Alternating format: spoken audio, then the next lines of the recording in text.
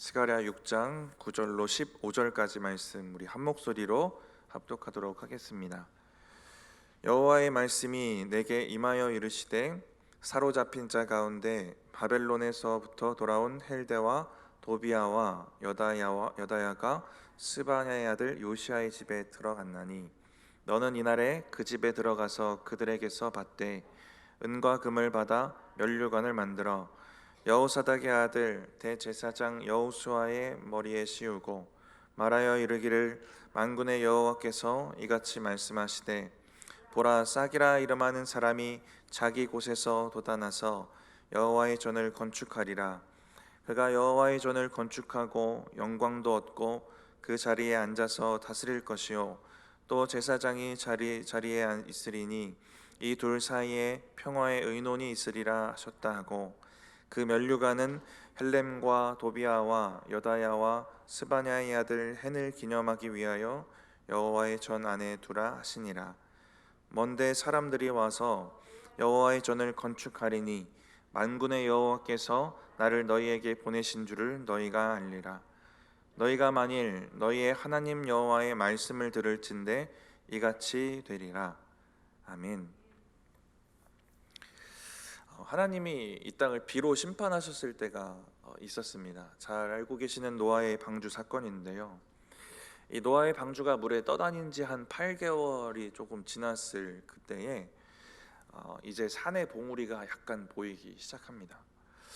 그때 노아가 무슨 마음이었을까 성경에 그 마음이 기록되어 있지는 않는데요, 근데 봉우리가 살짝 드러난 것을 보고 이제 물이 빠지겠구나, 하나님이 회복하시겠구나, 이렇게 하나님이 일하시고 회복하실 것을 바라볼 수 있는 것이 그것이 믿음입니다. 이미 이루어져 있는 것을 바라보는 것은 믿음이 아니고 믿음이 필요한 일도 아닙니다. 이루어져야 하는 것을 된 것처럼 바라보는 것이 믿음입니다. 우리 잘 알고 계시는 히브리서 11장 1절 우리 같이 한번 읽어보겠습니다. 믿음은 바라는 것들의 실상이요 보이지 않는 것들의 증거니. 현대어 성경이라는 번역이 있는데요, 그 성경에 이 1절을 아주 상세하게 이렇게 번역을 해놨습니다. 약간 의역이 들어가긴 했는데요, 제가 잠깐 읽어드리면 이렇습니다. 믿음은 무엇입니까? 믿음은 우리가 바라는 것이 반드시 이루어진다는 확신을 갖는 게 아니겠습니까? 또한 아직 눈앞에 보이지 않는 미래의 일일지라도 우리가 기대하는 것이 반드시 우리를 기다리고 있다는 것을 의심하지 않는 게 아닙니까? 이렇게 기록되어 있습니다. 우리가 이 땅을 살아갈 때에 하나님께서 허락하시는 게 우리의 눈에 당장 보이지 않는 것들이 얼마나 많이 있습니까? 근데 눈앞에 보이지 않아도 기대와 소망을 품는 것이 믿음입니다. 그리고 작은 변화를 보고도 하나님의 응답을 발견하고 일하심을 확신하는 것이 믿음입니다. 엘리야가 바알과 아세라를 섬기는 그 선지자 850명이랑 대결을 하지 않습니까? 갈멜산에서 그 대결에서 승리하게 되고요, 그리고 엘리야는 왕에게 큰 비의 소리가 있나이다 라고 말합니다. 이제 3년 6개월의 가뭄이 끝나고 비가 온다라는 얘기인데, 그 얘기를 할 당시에 엘리야가 서 있던 자리에 하늘은 여전히 말라 있었습니다. 근데 이 확신이 어디에서 왔습니까? 이 이야기를 잘 아시겠지만 엘리야가 사환에게 산꼭대기 가서 저 바다를 쳐다보고 와라, 요걸 7번 시키는데 7번째에 사람의 손만한 작은 구름을 보게 됩니다. 그 작은 구름을 보고 비가 내릴 것을 믿습니다. 작은 변화에서 하나님의 성취를 바라보고 있습니다. 이것이 믿음이다라는 것입니다. 작은 구름이 큰 비를 의미한다는 것을 모든 사람이 알 수는 없었어요. 엘리야만 알았습니다. 열왕기상 18장을 보시면 이미 하나님께서 비를 약속하셨거든요. 그리고 그 약속을 믿고 기도하던 중에 이 손바닥만한 작은 구름을 보게 된 것입니다. 약속의 말씀이 있고요, 그런데 여전히 우리의 현실은 어렵고 우리가 처하게 된 상황입니다. 근데 그 가운데 우리가 기도하며 이루어질 것을 믿고 바라보면서 나아가는 것, 그게 우리의 믿음이 되어야 한다는 것입니다. 창세기 8장에 보시면 아까 말씀드렸던 그 산봉우리 보였던 그 상황이 기록되어 있는데, 창세기 8장에 노아가 봉우리를 발견하기 전에 나오는 그 말씀을 보시면 하나님이 노아와 방주에 있는 모든 짐승들에게 마음을 두고 계셨다라는 게 기록되어 있거든요. 우리 창세기 8장 1절 말씀 같이 한번 읽어보겠습니다. 하나님이 노아와 함께 그와 함께 방주에 있는 모든 짐승들과 가축을 기억하사 하나님이 바람을 땅 위에 불게 하심에 물이 줄어들었고. 어디 기록되어 있습니까? 기억하고 계신다. 노아와 방주에 있는 모든 짐승들과 가축들을 기억하고 계십니다. 우리의 현실이 어렵고요, 약속의 성취가 더디고 너무나도 많이 맞이하는 상황입니다. 우리가 믿음이 있어도. 그런데 우리를 잊지 않고 기억하시는 하나님을 우리가 바라볼 수 있어야 하는 것입니다. 더딘 것 같아도 하나님이 우리를 기억하고 계신다. 큰 변화가 없는 것 같은데 8장 1절에 물이 줄어들었다고 합니다. 일하고 계셨던 거예요. 8장 1절 이후의 말씀에 그래서 이제 노아가 산의 봉우리의 그 작은 부분을 보게 되는 겁니다. 엘리야에게 주셨던 말씀처럼 그 약속의 말씀을 바라보는 것, 그리고 일하시는 하나님을 믿고 바라보는 것, 이것이 우리의 믿음이 되어야 하는 것입니다. 오늘 본문에서 성전 건축이 진행되는 것은 처음에 이스라엘이 고국으로 돌아오고 성전 건축을 시작했습니다. 그리고 어려움을 겪다가 멈춰요. 그리고 16년 정도가 지나고 이제 다시 성전 건축이 시작되는 상황입니다. 먼저는 학개 선지자에게 성전 건축에 대한 동기부여를 받고 시작했고, 비슷한 시기에 스가랴 선지자가 활동을 하게 되는데 16년 전에 무엇을 했냐면 성전 기초를 놓았어요. 그리고 성전 건축에 방해를 받고 낙심하고 성전 건축을 멈춥니다. 그리고 16년이 흐릅니다. 근데 만약에 성전의 기초를 놓았다는 것에서 이들이 미래를 보았다면 어땠겠습니까? 그 작은 걸 통해서 이루어질 거다라는 확신이 있었다면요, 그럼 성경의 내용이 바뀌었을 겁니다. 성전의 기초를 놓았다는 것에서 성전 건축이 이루어질 거다라는 확신과 믿음이 생겼다면 하나님을 믿고 그 일을 이뤄가는데 겪게 되는 어려움도 이겨냈을 겁니다. 그리고 16년 전에 성전이 완공되었을 것이다라는 것입니다. 저와 여러분에게 필요한 믿음이 이러한 믿음입니다. 이루어질 것을 믿고 이미 이루어진 것처럼 살아가는 겁니다. 오늘 본문은 이제 8개의 환상이 지나가고 이제 하나님께서 다시 한번 그것이 이루어질 거다라는 확신을 주시는 그 장면이에요. 8개의 환상 가운데 성전과 예루살렘 성이 회복될 거다, 거기에 하나님의 영이 임할 것이다, 불성벽으로 보호하시고 함께 하실 것이다, 이런 회복과 소망의 말씀을 듣게 됩니다. 그리고 이제 이 8개 환상을 정돈하고 결론 짓는 하나님이 한 번 더 확신을 주시는 그러한 장면이에요. 그래서 오늘 본문은 환상으로 주어지지 않고요, 하나님의 직접적인 말씀으로 들려집니다. 성전이 회복될 것에 대해서 어떠한 상징적인 일을 해라, 이런 명령을 주세요. 우리 오늘 본문 9절에서 11절까지 말씀 우리 같이 한번 읽어보겠습니다. 여호와의 말씀이 내게 임하여 이르시되 사로잡힌 자 가운데 바벨론에서부터 돌아온 헬데와 도비아와 여다야가 스바냐의 아들 요시아의 집에 들어갔나니 너는 이날에 그 집에 들어가서 그들에게서 받되 은과 금을 받아 면류관을 만들어 여호사닥의 아들 대제사장 여호수아의 머리에 씌우고. 스가랴가 명령받은 일은 대제사장에게 면류관을 만들어 씌워라, 이 얘기입니다. 여기에 순종할 수 있다라는 건 뭐냐면요, 아직 건축되어지지 않은 성전, 아직 되어지지 않은 일을 된 것처럼 믿고 있다라는 겁니다. 성전이 건축될 것을 믿는 확신이 스가랴에게도, 이 일에 동참하는 이스라엘에게도, 또 본문에 등장하는 그 3명의 인물들에게도 있었다라는 것입니다. 1차 포로 교환으로 먼저 예루살렘에 돌아왔던 사람들이 한 5만 명 정도가 됩니다. 정확하게 기록되어 있는데 4만 몇천 몇백 명 이렇게 기록되어 있거든요.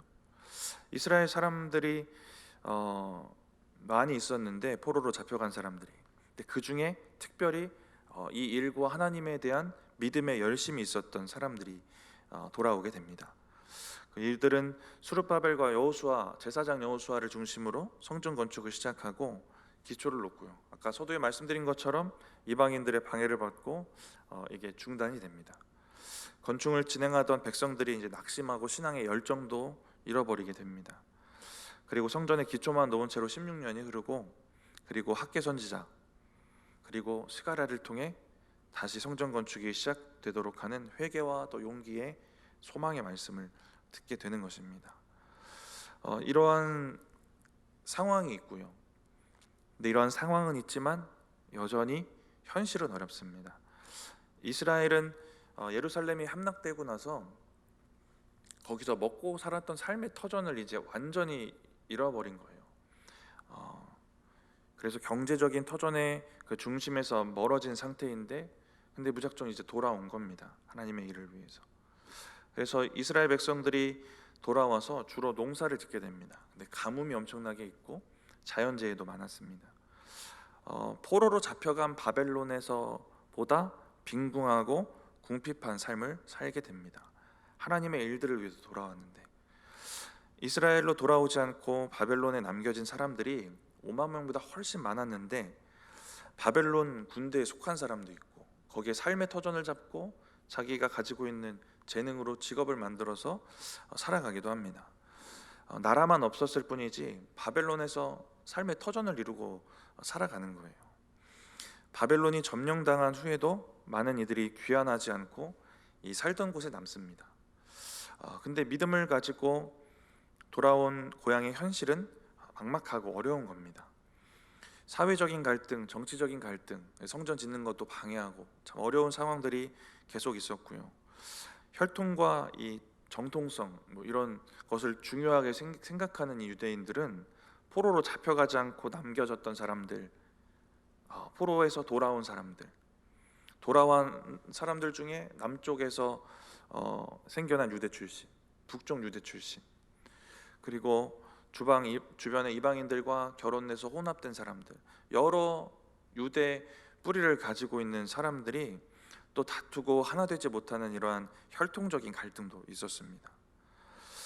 이렇게 여러 가지 복잡하고 어려운 상황에서 성전 건축이 이루어지고 있는 겁니다. 현실이 만만치 않습니다. 근데 중요한 건 성전이 건축되어져 가고 있다라는 것입니다. 앞은 보이지 않고 여전히 현실은 어려운데 되고 있다라는 겁니다. 오늘 본문에도 나누었던 것처럼 성전이 완공되기 전인데 제사장을 위한 면류관을 만들고 있는 겁니다. 앞이 보이지 않는 상황에서 이루어질 것이라고 믿는 것, 작은 변화를 보고 큰 소망을 발견하는 것, 안 될 것 같은 상황인데 될 것처럼, 이미 된 것처럼 믿고 행하는 것입니다. 저와 여러분에게 이러한 믿음이 있으면 이 땅에 살아갈 때 현실이 어떻더라도 우리가 하나님 안에 거할 수 있는 것입니다. 이렇게 믿음을 가지고 성전을 건축하는 일에 11절을 보니까 동참하는 인물들이 있었어요. 헬데와 도비아와 여다야입니다. 이들은 바벨론에 남아있던 사람들, 그 먼저 왔던 5만 명의 사람들 말고 남아있던 사람들이에요. 근데 이들은 정착하러 온 건 아니고요, 성전을 건축하는 일에 마음을 보태러 옵니다. 1차 귀환 때는 어떤 상황인지는 기록 안 돼 있으니까 몰라요. 그런데 상황이 어려웠을 수도 있고 믿음이 부족했을 수도 있습니다. 몇 개월간 걸쳐서 다시 고국 땅으로 돌아오기에는 건강이 부족했을 수도 있고 여러 상황이 있을 수가 있습니다. 그리고 중요한 건 그만한 믿음이 없었을 수도 있어요. 그 5만 명처럼 믿음의 열정을 가지고 어려울 걸 뻔히 보이지만 성전을 건축하겠다는 그러한 소망과 비전을 품고 있지 못했을 수도 있습니다. 근데 이제는 마음을 보태고 싶은 겁니다. 나도 그 성전 재건에 함께 하고 싶다는 마음이 생기고 처음부터 그러지 못했다는 아쉬움일 수도 있고 죄책감일 수도 있습니다. 근데 이들이 드렸던 은과 금이 있는데 이걸 가지고 이제 면류관을 만들고 있는 겁니다. 이들이 마음을 들이고 물질을 들이고 있는 거예요. 면류관을 만들 만한 돈을 헌금합니다.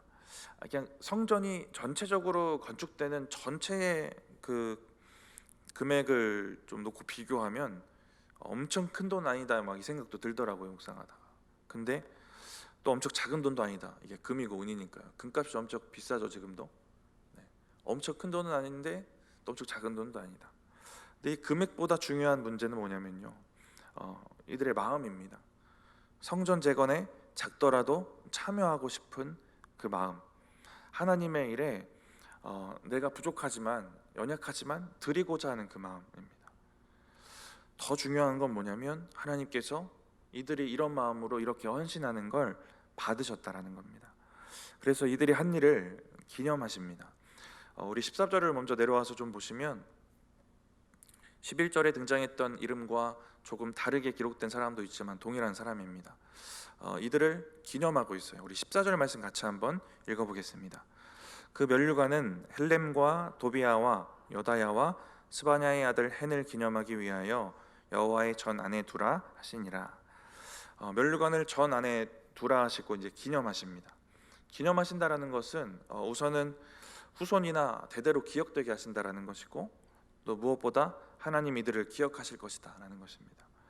1차로 귀환해서 성전 건축에 적극적으로 참여하지 못했던 자신의 믿음의 연약함일 수도 있고, 지금 형편이 그 면류관 만드는 정도밖에 드릴 수 없었던 그 정도의 형편, 이들이 어떤 마음인지 우리는 정확히 알 수는 없지만 이들이 부족함과 연약함 중에 드렸던 것을 기쁘게 받으시는 것입니다.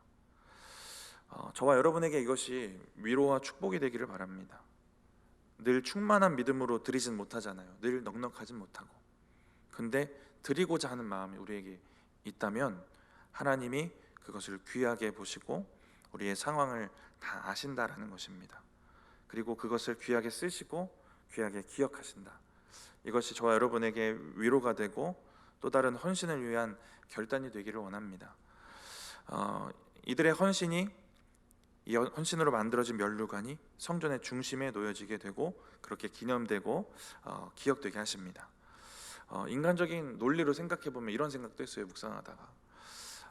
이렇게 중요하게 기억되는 거면 맨 처음에 1차로 귀환했던 그 귀환민 중에서 이 일들을 맡도록 기회를 주셨어야 되는 거 아닌가, 이런 생각도 들었습니다. 근데 우리 하나님의 속성이 그러신 것 같아요. 연약한 사람, 상한 갈대를 멸시하지 않으시고 그들을 기억하시고 그들을 돌보시는 마음, 외면하지 않으시는 그 하나님의 속성 때문인 것 같습니다. 하나님의 이러한 속성이 있기 때문에 우리가 매일처럼 넘어지고 부족하고 연약하지만 그래도 하나님 앞에 우리가 설 수 있는 것 아니겠습니까?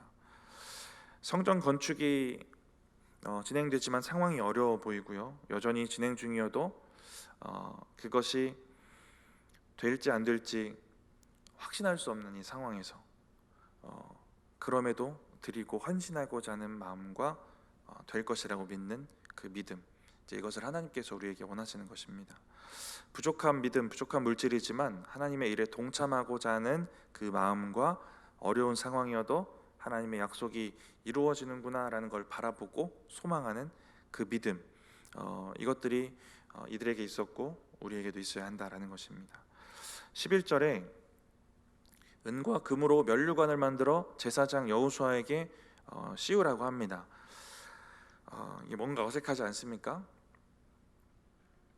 제사장이 은과 금으로 만든 면류관을 쓰지 않습니다. 이상한 장면이에요. 출애굽기 28장 또 29장에도 나오는데 제사장에게 관을 씌우라고 합니다. 근데 다른 번역으로 보시면은 이게 두건이라고 번역이 되는데 천이에요. 제사장은 천으로 만든 그 터번처럼 생긴 걸 쓰게 되는 겁니다. 그러면 이 은금으로 만들어진 면류관을 누가 쓰냐면 왕이 씁니다. 그래서 이것도 다른 번역으로 11절을 읽어보면 면류관이 왕관으로 번역되어 있습니다. 왕관을 만들어서 제사장에게 씌우라는 겁니다.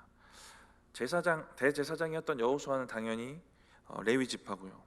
당연히 레위 지파는 왕이 될 수가 없습니다. 유다 지파만 될 수 있어요. 다윗의 혈통만 되는 겁니다.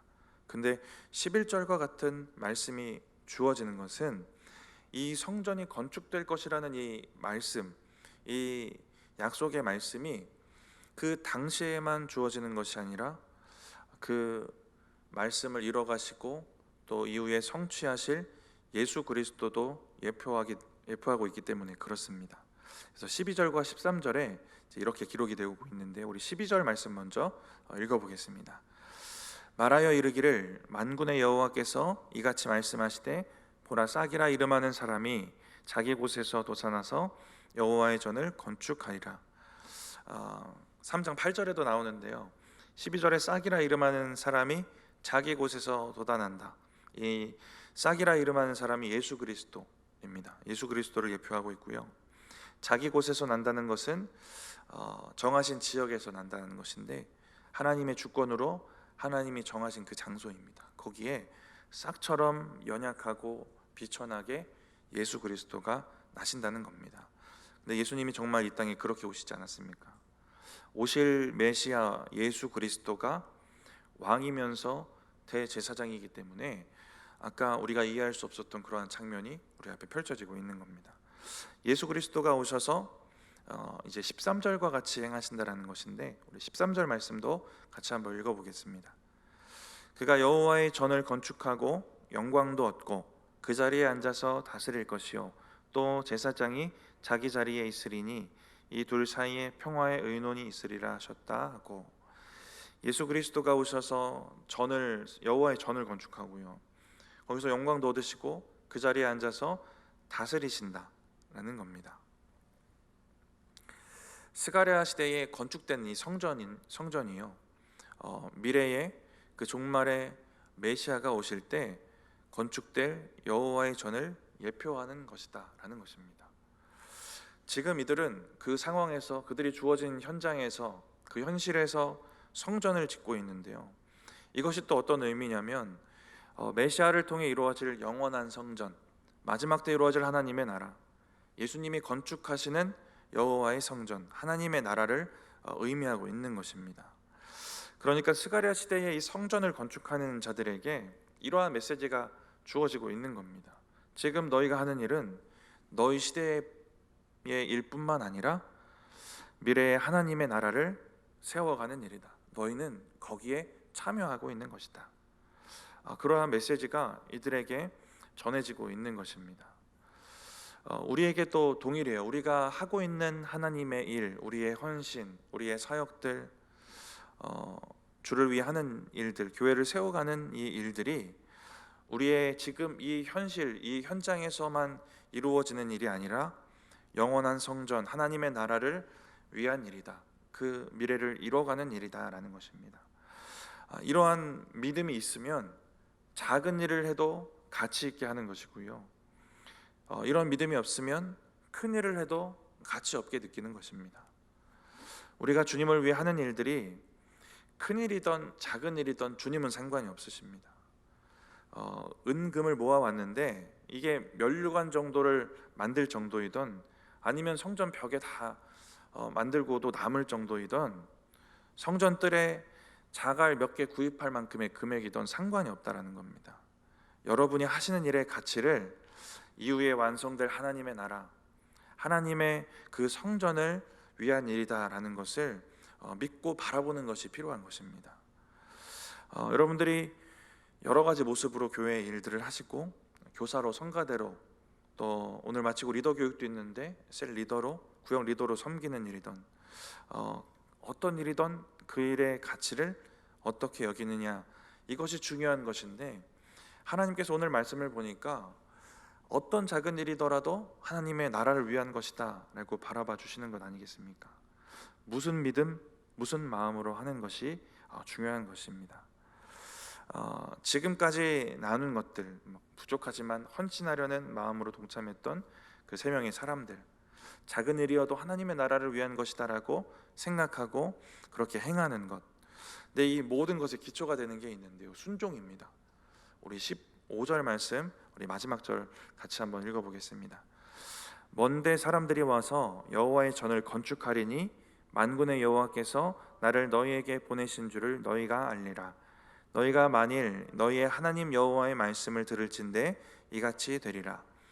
여호와의 말씀을 들을진대 이같이 되리라. 이 들을진대라는 원어에 순종의 의미가 담겨져 있어요. 듣고 순종하다라는 뜻입니다. 너희가 하나님의 말씀을 듣고 순종하면 그때 하나님의 성취, 하나님의 축복, 하나님의 약속이 이루어지고 성취될 것이다라는 것입니다. 다른 번역 성경에 새 번역 성경인데요, 이렇게 기록되어 있습니다. 너희가 주 너희 하나님께 진심으로 순종하면 이 일이 이루어질 것이다. 오늘 말씀을 기억하면서요, 현실을 바라보지 않고 하나님을 바라보고 또 되어질 것을 믿고 된 것처럼 살아가시는 저와 여러분들 되시기 바랍니다. 부족한 믿음, 부족한 물질이지만 하나님의 일에 동참하고자 하는 그 마음들이 늘 뜨겁기를 바랍니다. 저와 여러분이 감당하는 섬김과 헌신이 현재에도 하나님 앞에 귀한 일이지만 후에 이루어질 하나님의 나라를 세우는 일이라는 그 믿음으로 감당해 가시기 바랍니다. 이렇게 아름답게 하나님 앞에 하나님의 일들을 감당하는 것이 15절 말씀 읽어드렸던 것처럼 그렇게 순종하는 것입니다. 하나님의 말씀을 듣고 하나님의 말씀에 진심으로 순종하는 것입니다. 그때 이뤄가실 하나님의 나라, 하나님의 일들을 바라보시는 저와 여러분들 되시기 바랍니다. 잠깐 기도하겠습니다.